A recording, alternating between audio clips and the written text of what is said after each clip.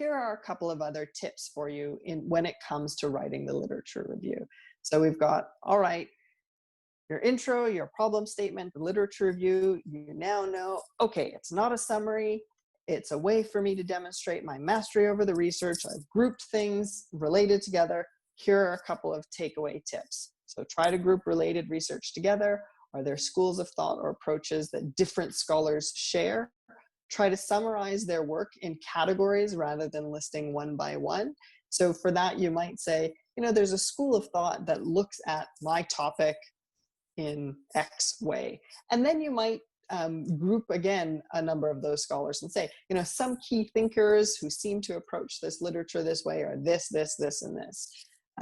And so instead of saying, you know, researcher A says this, researcher B says this, researcher C says this, you might say, there's this trend to view my field this way. Researchers A, B, C all agree that, you know, whatever it is that they may share.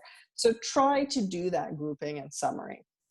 And the second little takeaway tip here is to organize the scholarship roughly in a chronological order. So it doesn't make sense to put findings from widely varying decades next to each other without a clear rationale. And so this is to say, if you've got scholars from the 1940s and scholars from the 2010s and scholars from the 1990s, unless there's a reason to not sort of talk about them chronologically, so if they're not thematically linked, then it doesn't make sense to jump around and not organize things in a somewhat chronological way. So again, that's something to kind of bear in mind, broadly speaking, as an organizing principle. So organize scholars in groups and categories, and try to organize things so that it seems to progress somewhat chronologically through the scholarship.